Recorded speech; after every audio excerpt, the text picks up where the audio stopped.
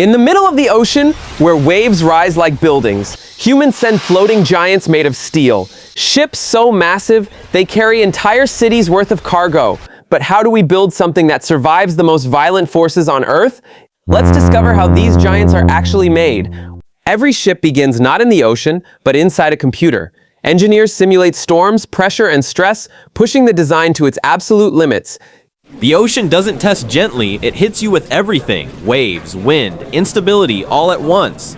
So here you can see a single miscalculation could snap a ship in half. Then comes the skeleton. Thousands of tons of steel cut, shaped, and forged into massive sections. Each block can weigh more than a house, and yet every piece must fit perfectly, because at sea, there are no second chances. Deep inside the ship lies its heart. Engines taller than buildings, generating enough power to move a floating city. These machines run for weeks, non-stop. Driving a propeller so large, a human could stand inside it. A difference of just a few millimeters here can cost millions in fuel over a single voyage. These giant ships are built to carry thousands of tons of containers, but power alone isn't enough. The ocean doesn't test ships gently, it tries to destroy them. Waves twist the hull, winds push with unstoppable force. Sometimes we feel ship is going to break.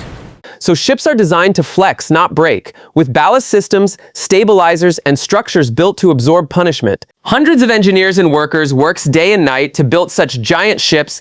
After months, sometimes years, the moment finally arrives. The ship meets the ocean for the first time, thousands of tons suddenly alive, floating in the sea,